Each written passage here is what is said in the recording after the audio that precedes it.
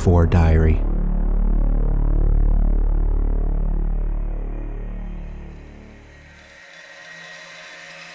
November 16th, 2287. There's a chill coming through the window of the house where I'm staying at in this little settlement called Covenant. I don't know why they leave the windows open. It's mid-November. The other people here don't seem to mind, but sometimes there's 2 of them in the bed, so maybe they're keeping each other warm. They tell me a few days have gone by since they brought me here. The only time I seem to wake up and be somewhat aware of what's going on is when that damn breeze comes in, usually in the middle of the night. There's the constant drone of generators, or turrets, maybe a mix of the two, and a tree just outside my window that makes an eerie creaking sound every time that coldness drifts through the window. I remember thinking vividly at one point that the creaking was actually my own bones, but it turned out to be just a dream. I was walking up in the highlands behind Sanctuary Hills among the fall colors when suddenly giant storm clouds rolled in over the mountains to the north, turning the sky dark. A howling wind started to blow, and a driving snow started falling fast. I was only dressed for a short autumn walk, and in a matter of moments I was so cold my body started to feel like it was burning. I couldn't see more than a few feet ahead, and just as I thought for sure I was going to die from exposure, a bright, steady light poked through the storm, illuminating the snow as it whipped around. I wasn't sure what was making it, but it was my only sign of hope. I leaned into the wind and started walking towards the light, which was now flickering, but my muscles had pretty much stopped responding. It was as if I was walking in slow motion.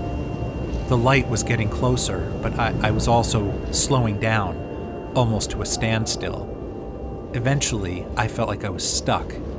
With all the willpower I could generate, I struggled to get my right foot to lift off the ground. As I slowly got it out of the building blanket of wet snow that had fallen in the last couple minutes, I was startled to hear a creak in my knee and in my ankle. As I moved the foot forward to put it down again, my arms were up at my sides as I tried to also use my body weight to keep moving. And then my arms and my shoulders also started to creak. It was all too much now, and I was terrified that I would freeze to death.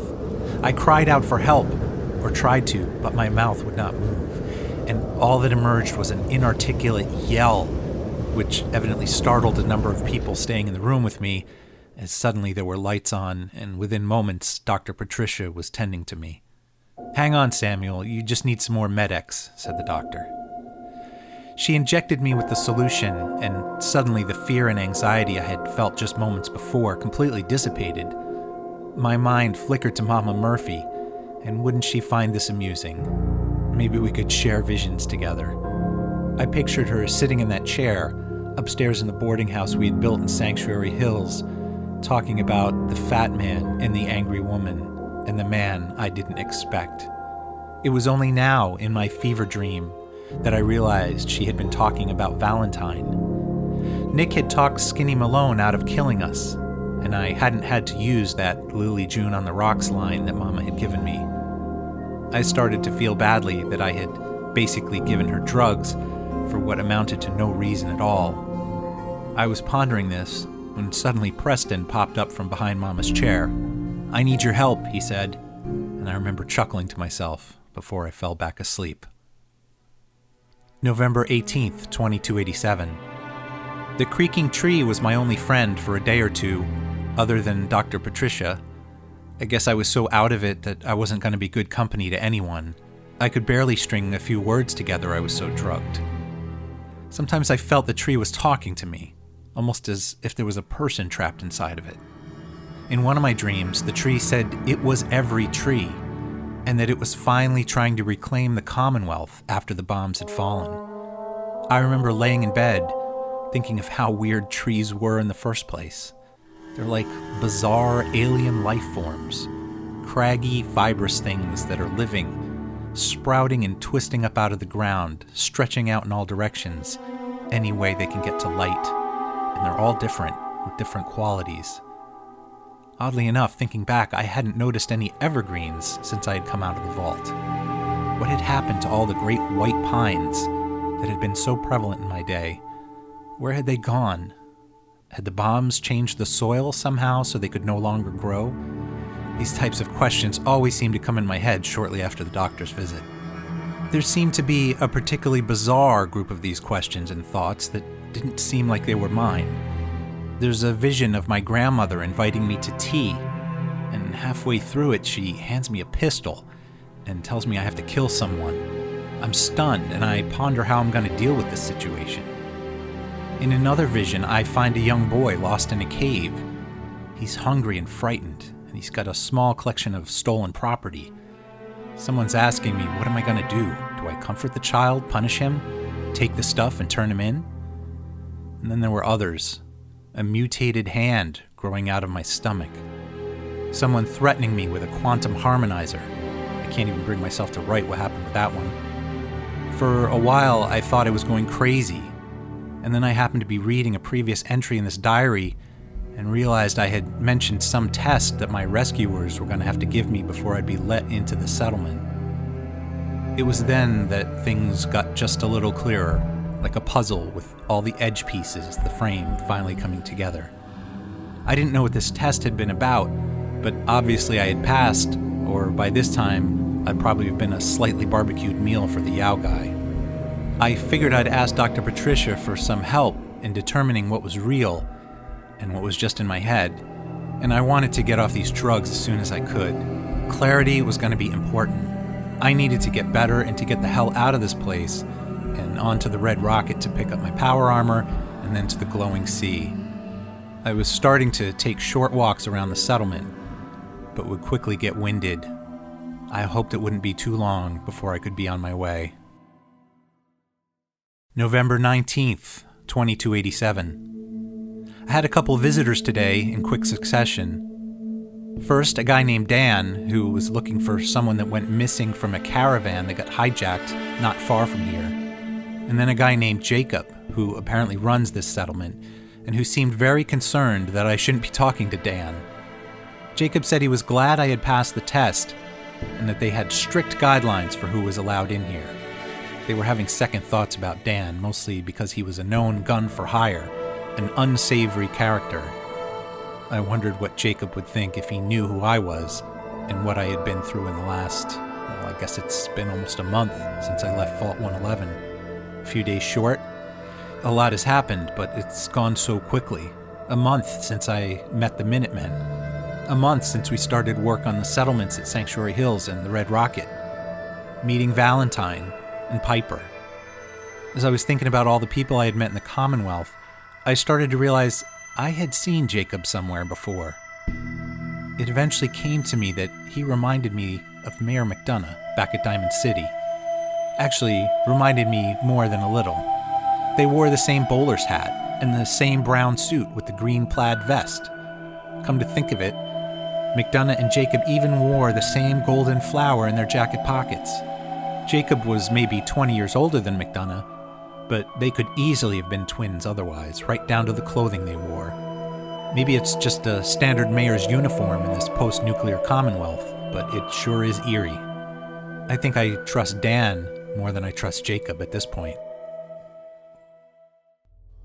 November 20th, 2287. Today seemed to be the first day the mind fog seemed to have lifted a bit. Dan stopped by again as soon as the last Covenant settler left the common sleeping area where I was recovering. I apologized for not being coherent the last time he had visited, and I asked him to repeat what he had told me yesterday. He said a caravan of 5 people working for Old Man Stockton had supposedly stopped by Covenant a couple hours before I was brought in, but no one was owning up to have seen them. Every time he brought it up, people would try to change the subject, flash a wide smile, and offer him some lemonade.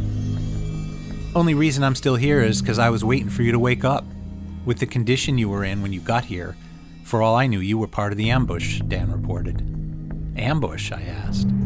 Stockton hired me to find the caravan. I found it, or what was left of it, outside of town. The last stop was here, so I've been trying to put together the story, he continued. I said no, I hadn't seen any caravan. And then I remembered I had seen that firefight between the synths just before I had walked into the trap on the Tucker Memorial Bridge. "Could you tell if synths were involved?" I asked. Dan almost lunged at me when I mentioned that and angrily ordered me to keep my voice down. "Don't talk about synths here," he barked in a whisper, then continued. He didn't know who was responsible. All he knew was that Stockton's daughter, Amelia, was part of the caravan, and he hadn't found any female bodies at the site just outside the Covenant walls and to the east, so she could still be alive. Stockton was offering a generous reward for Amelia's return. Dan suspected Covenant must be involved somehow, since he was sure the caravan made it here before it was attacked, and he was being rebuffed at every turn. I offered to snoop around a little bit once I was up and around. Dan seemed relieved, and scribbled some notes down on a piece of paper, folded it in half, handed it to me, and then got up to leave. "I'll be around for a few more days," he said. "Hopefully we can get to the bottom of this. You're really my only hope at this point, closest to what might have happened. Anyone else coming in here now wouldn't be of much help, and I've hit dead ends everywhere." It wasn't until Dan left that I realized how much the conversation had drained me.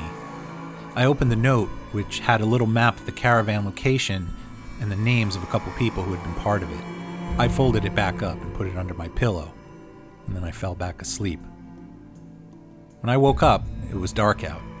I tossed and turned for what seemed like an hour or more, but my head was spinning about the caravan. I decided I'd scout around just outside the Covenant walls, nothing too far, and just see if I could figure out where I was and get the lay of the land. As I left the building, I could tell it wouldn't be long before sunup. The sky was just starting to brighten, and people were stirring about the settlement, tending to crops, going from house to house. No one even seemed to notice me as I slipped outside the main entrance. Across the road to the west was a lake that I assumed drained into the Mystic River. Just past the lake was a crumbling elevated highway, which joined another one to the south. I knew exactly where I was. I wasn't far from Bedford Station. The elevated highway in front of me was the north to south route that led to Mass Sand and Gravel, and the one that I had followed from Bedford Station down into Lexington. As soon as I was ready, I'd just have to go west, meet the train tracks, follow them north to Bedford Station, and I would practically be home. Now that I had my bearings, I took out Dan's note and carefully examined the scribbled map he had drawn. The caravan had been ambushed only 100 feet from the back of Covenant, or not much more. I wandered over to Covenant's northeast corner and went up over a little rise. Not far in the distance was a road, which was noted on Dan's map, and a large X on it revealed the caravan's location. As I got closer to the spot Dan had marked, the horror of what had happened became apparent. It was the smell that hit me first. The stench of rotting flesh hit my nostrils before I even saw the first Brahmin lying in the middle of the road. It was probably a good thing it was so cold out. Any warmer and the smell probably would have reached all the way to Covenant. Next to a rusted-out car was what I assumed to be the caravan's security guard, wearing some pretty heavy armor. He had been shot in the head. No weapons, though. Someone had probably taken them by this point. Next to a case of Deezer's lemonade that was scattered across the roadway was one of the caravan's mercenaries, and just past that, another dead Brahmin, its guts spilled out and maggots writhing in its muscles. I was suddenly overcome with a need to vomit, which I did in the middle of the road. Looking down at the pavement, I saw the mostly digested contents of my dinner the night before, and leading from it, a trail of blood heading directly back to Covenant. This wasn't looking good. When I got back to the settlement, I decided to look around a bit.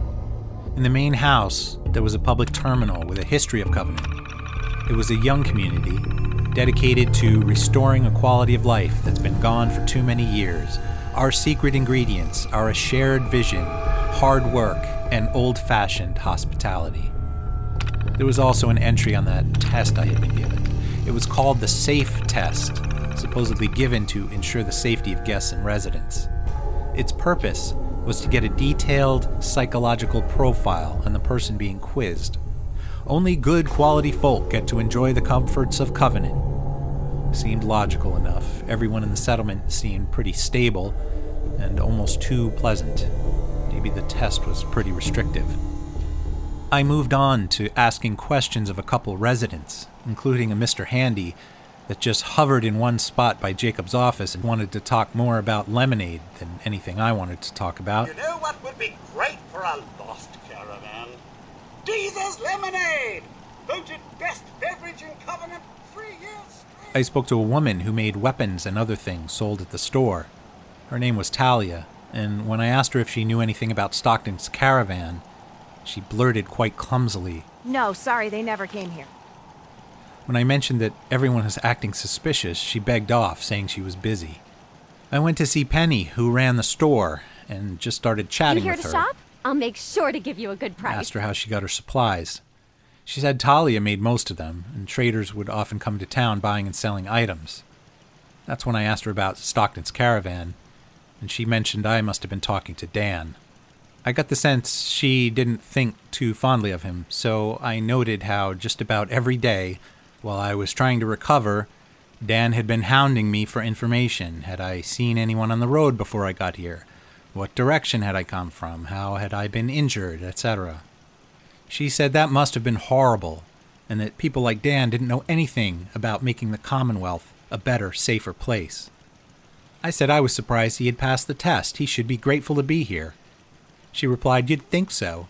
Instead, he stomps around interrogating people. If the compound did do something to his precious caravan, they had reasons for it. Better reasons than a man like And then she trailed off. Just forget I said anything about the compound," she stammered, and then turned around, started making busy work, straightening up the boxes of sugar bombs and Instamash, glancing at me suspiciously over her shoulder as she did so. "What's this about a compound?" I asked. Compound? Who said anything about a compound? You know what, I really am very busy. Clearly I wasn't going to get any more out of her, so I left, Enjoy your stay. figuring I'd tell Dan what I had found out. He was outside under a large tree in the center of the settlement, just hanging around, I guess, waiting for me to dig something up. I told him I had found out about a compound and that it was possible the caravan survivors were being held there. Now we just need to find it. If anyone would know where this compound is, it'd be Jacob.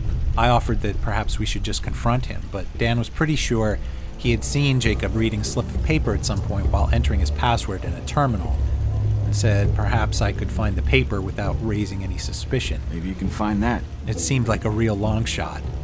What were the chances Jacob kept that piece of paper anywhere but on his person? I told Dan I'd see if perhaps I could break into his office after dark and see what I could find. Dan said he'd provide a distraction when I was ready. For the rest of the afternoon, I sat in a chair outside the common residence and just watched people coming and going. Every once in a while, someone would stop and ask me how I was feeling. Dr. Patricia looked in on me and said it was good to finally see me up and about, but that I should probably make sure I kept getting enough rest. I thanked her and said I'd turn in when the sun started to go down. She seemed satisfied with that and moved on. That Mr. Handy eventually sauntered over, and I finally took him up on that lemonade.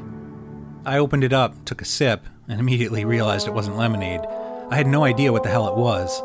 Closest I could tell was it tasted like water and essence of mutt fruit. Deezer apparently didn't notice the look of horror on my face and hung there, waiting for a more obvious reaction.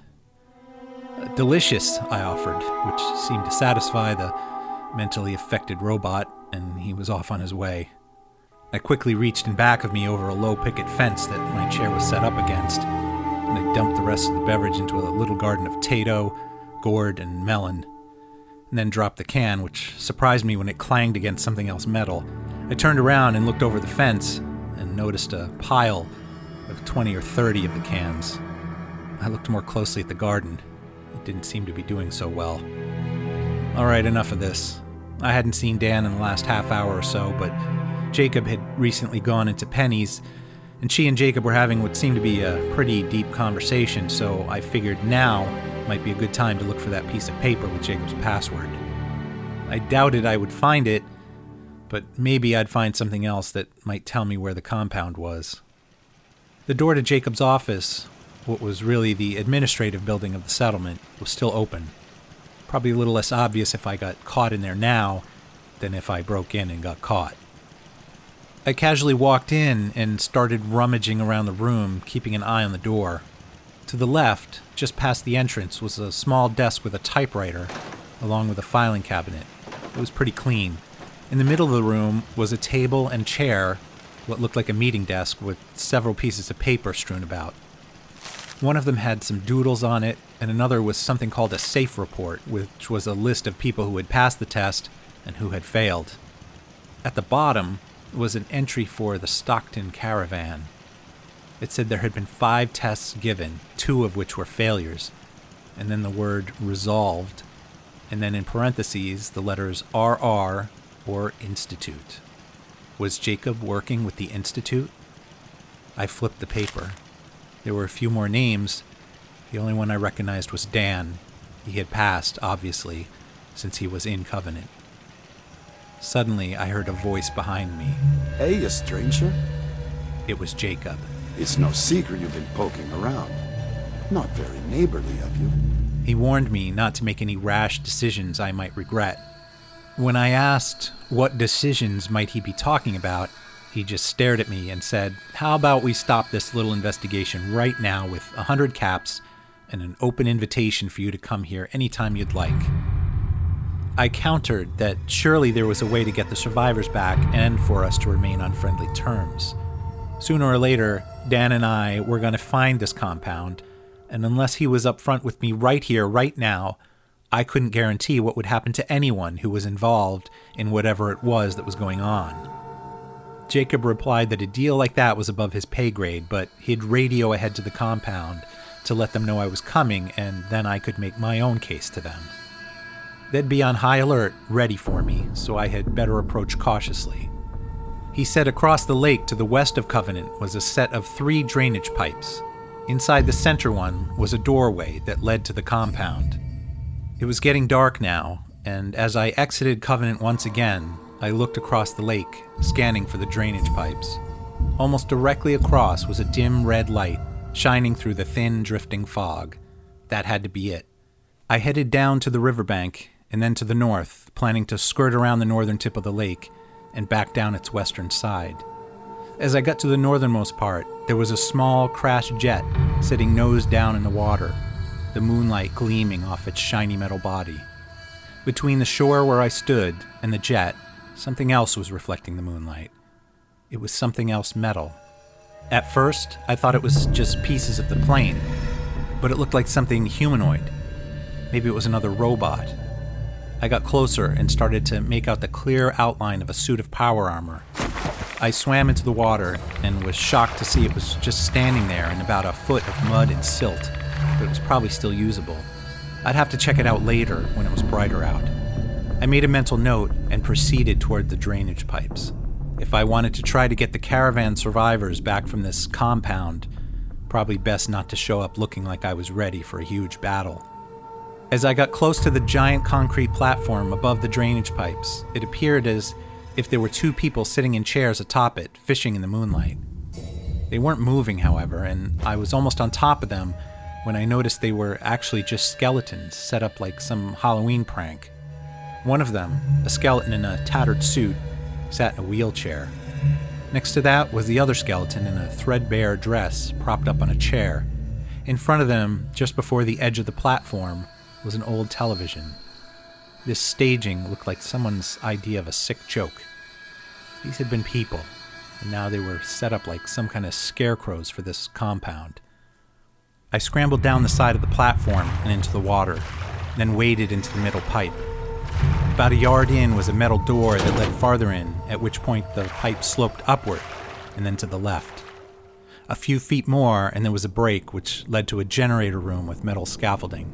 As I emerged from the pipe, just above me I heard a man's voice. Just because Jacob vouched for you doesn't mean you can enter the compound. A guard stood behind the man, and a woman beside him. The guard had what looked to be a fairly high-powered sniper rifle pointed straight at me. "I'm not looking for trouble," I said. "I'm just looking for whoever's in charge."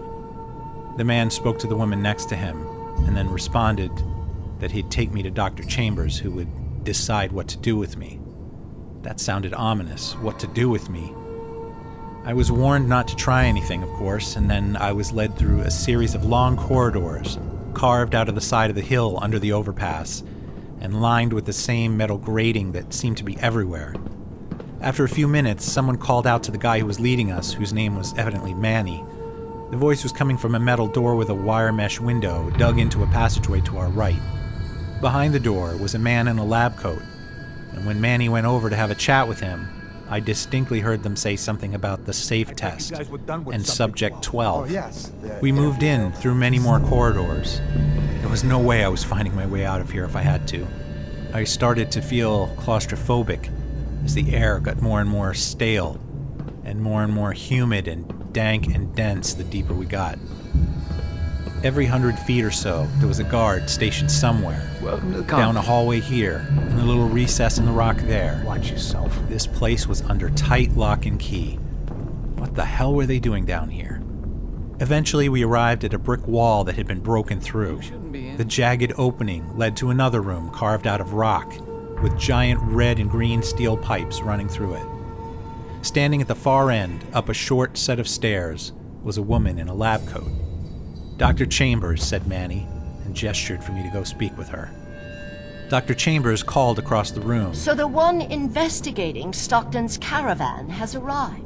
I didn't know what to say, but she continued. Do you even know that his supposed daughter is in all likelihood a synth? Still didn't know what to say.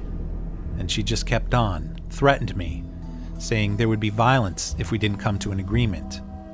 "Well, I'm here for an agreement," I said. "I'm just trying to get the folks from the caravan back. Why would you ambush and kidnap them in the first place?" She answered that there was a 70% chance that Stockton's daughter was a synth, and that she had dedicated her life to eradicating synths ever since her family had been destroyed by them when she was a child.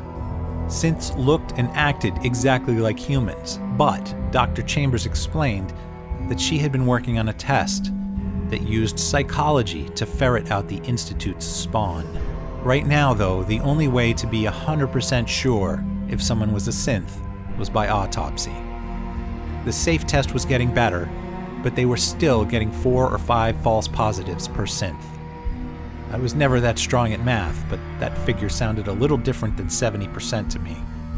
So basically, they were murdering people down here, innocent people that just happened to arrive at Covenant, and now they were potentially taking the life of Stockton's daughter if they were wrong. I looked behind the doctor to the jail cells on the other side of the room.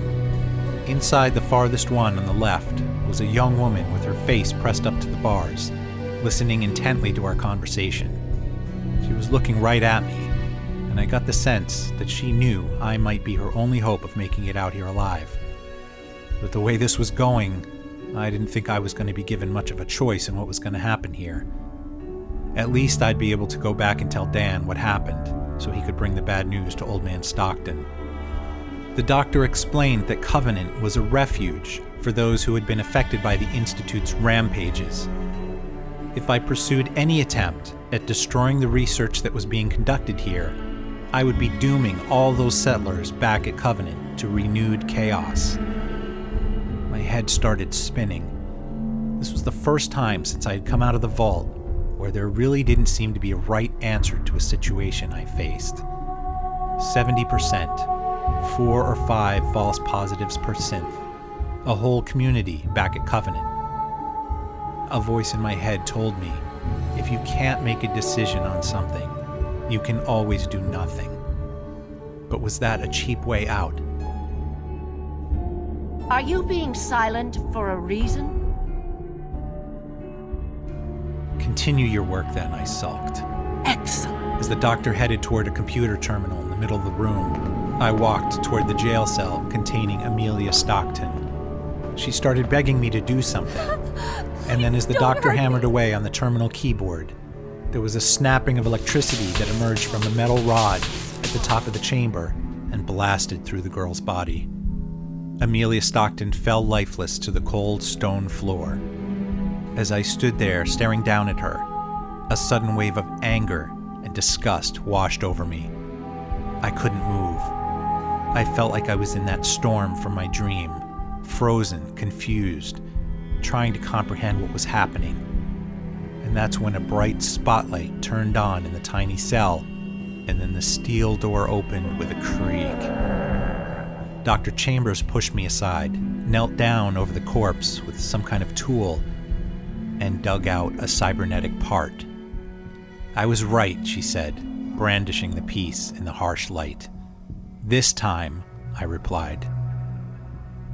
Manny showed me the way out. It's good you're on our side. I didn't know what I was going to say to Dan when I got back. Maybe it would be better if I just didn't say anything at all. When I finally got to the exit, it was still dark out. I wandered around the lake, back to the entrance to Covenant. Inside its guarded walls, no one was out in the main area. I didn't see Dan, so I just snuck into the common house, grabbed my stuff, and took off for the power armor submerged by the down plane at the northern tip of the lake outside. Dan was a virtual outcast at Covenant, so I doubted anyone would be telling him where the compound was. Covenant was probably safe, and the people here could continue to try to recover their lives. But I'd be damn sure I made it my mission to tell anyone I met on the road to give this place as wide a fucking berth as they possibly could. Maybe someday Dr. Chambers would figure out the secret formula to accurately detecting a synth at first attempt, but until that day, I had a feeling there would be a lot more false positives piled up in that compound. When I got to the power armor, I discovered there were a couple armor plates missing. The glowing sea was straight southwest from here. I'd take my chances that I could find replacements at one of the shops in Diamond City instead of taking a long detour all the way up north to the Red Rocket. I scrambled up the hill to the overpass and followed the elevated highway south, just as I had done almost a month ago now when I went to rescue that kidnapped woman at Backstreet Apparel. I thought about Nick and how he probably had no idea I had been detoured for so long. I wondered if he had heard about Covenant. If not, I had quite a story to tell him.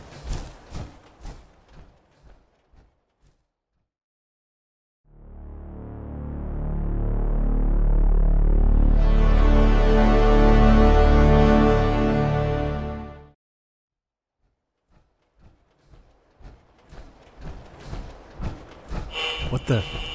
There's something coming over my Pip-Boy? On Saturday, November 11th, join us for ASA Podcasting's 12-hour charity event featuring a Skyrim addict, the Fallout feed, the Chatterbox, My Journey with Cystic Fibrosis, Game Talk, Awesome Spaceship, Earwash, and more. All funds raised will be donated to the Cystic Fibrosis Foundation. Help us surpass the $2,500 raised in 2016. Full details and schedule can be found at asapodcasting.com. Well, that was weird.